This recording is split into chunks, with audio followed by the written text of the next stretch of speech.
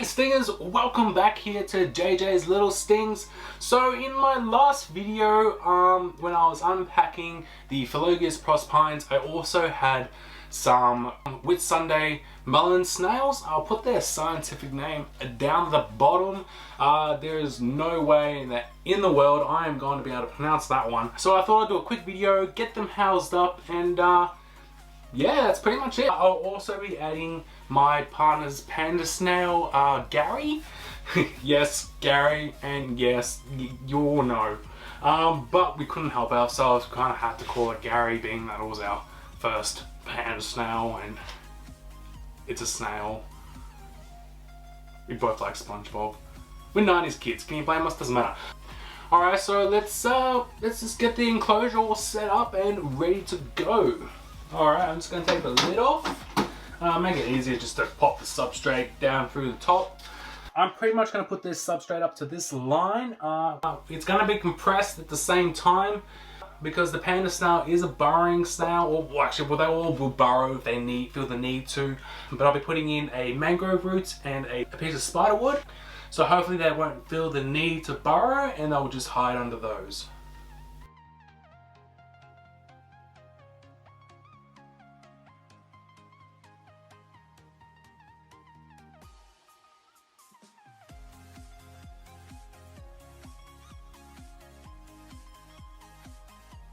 That's enough substrate in there.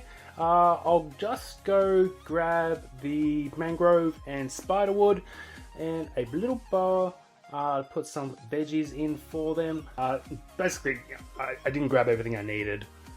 I thought I had, but I hadn't, and it's still out there. But I'll be back in a minute. Just chuck some sphagnum moss in. This is just going to help with the moisture levels.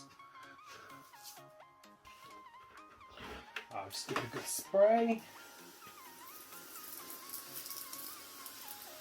Now it's always good to make sure that your snail's enclosure is always nice and damp, and you want to be giving them a spray at least once a day. If it's quite warm or quite hot, you might want to up that even a little bit more. But you'll find that if your snail is constantly hiding away, there is basically three reasons. It's too hot, it's too dry, or it's too cold. So it's always best to have them in temperatures around 22 to 26 degrees, which is great for them, with humidity of 60 to 90%, which is a good range. They'll keep them nice and active and healthy. But let's put this spiderwood and some mangrove roots in and see how it looks. I think it'll look alright, and hopefully these guys enjoy it. And if they do, I'll hopefully get more in. Now, I do apologize, Stingers. Unfortunately, the glass at the front can't actually be taken out. You know, usually most enclosures you can lift it up and it just drops out. But in this one, that's a no-go, unfortunately. But it doesn't matter. We'll see how I do, and we'll get the spiderwood in and go from there.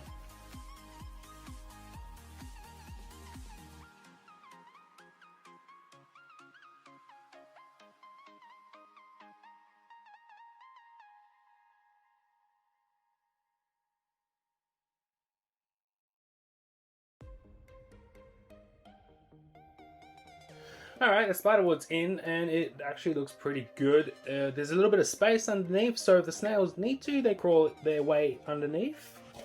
See? Yeah. A little bit of space. Now let's chuck the mangrove root in. It's a little bit chunky, something I can actually crawl around on.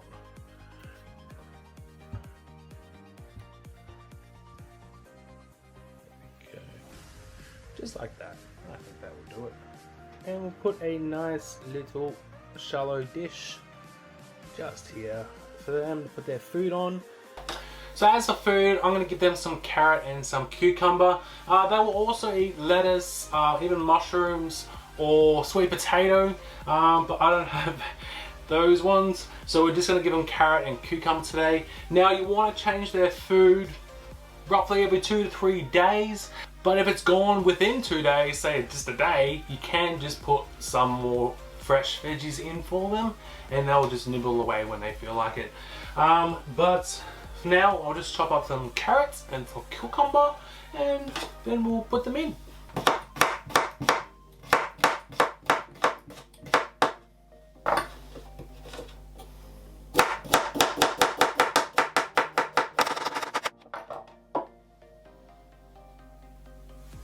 Okay, the food is ready. I'm gonna leave the rest of the cucumber for them, and I'll give the large crickets over here some carrots. All right, let's put their food in. Also, by keeping it in a dish, you'll find it just won't get spread out and lost, and you won't just leave a bit which gets moldy and icky and whatnot. So just a little dish, and they'll find their way to it. Okay, so the food's ready, their enclosure's ready, so let's get the snails out.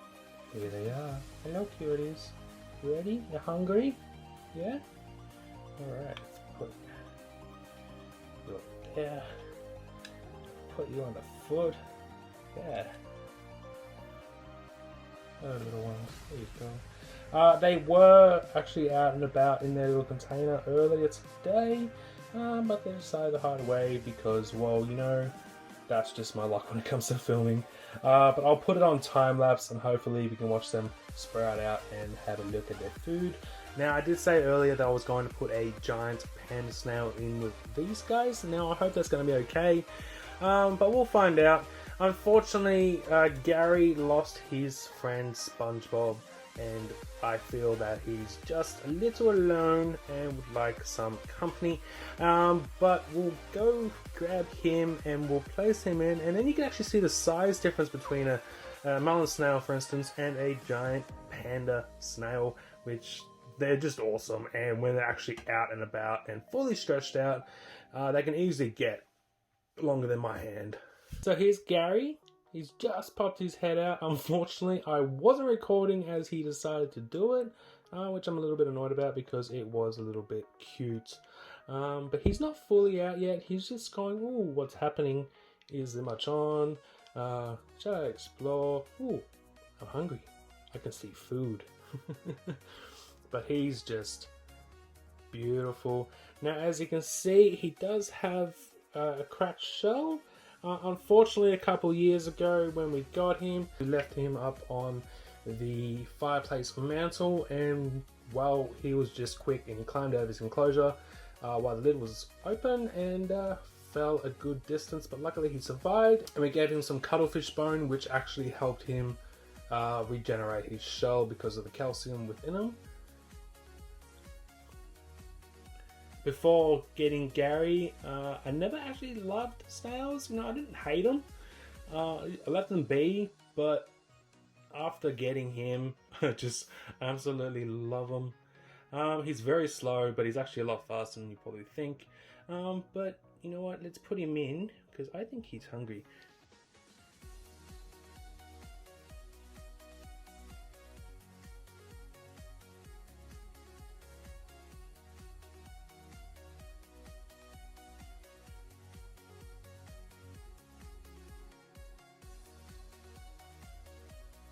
Are you excited for your new home, Gary? Yeah, you're moving towards it. Alright, come on. Let's put you in.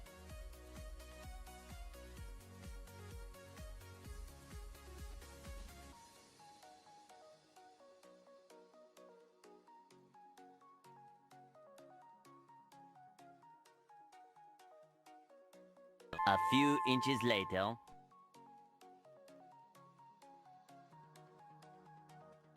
One hour later.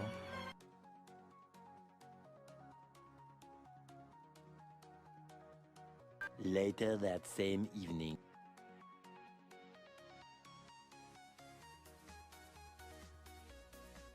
6.5 hours later.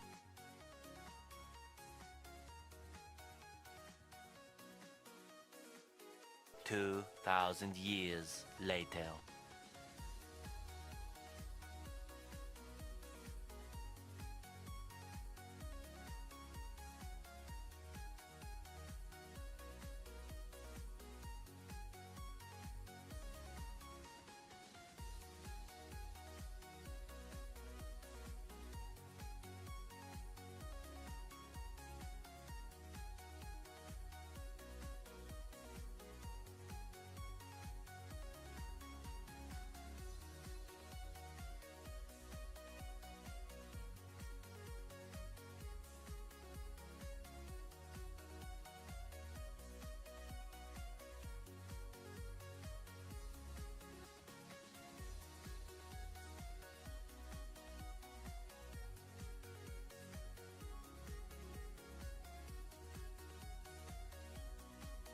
Okay, stingers, so that was actually a bit of fun. I did enjoy that. It did take some time.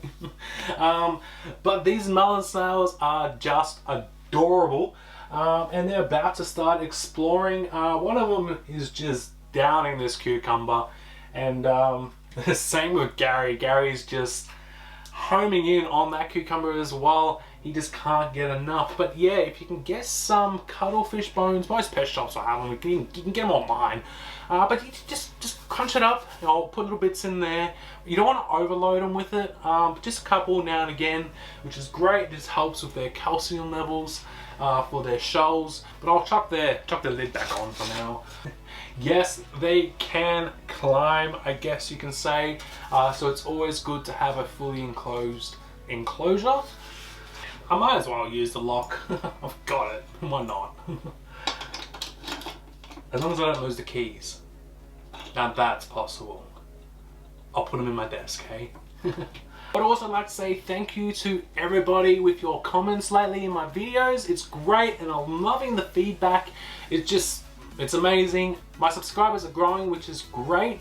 So in that case, if you haven't subscribed yet, you can by clicking that bell button down below. But actually, if I think about it, this was my first snail video.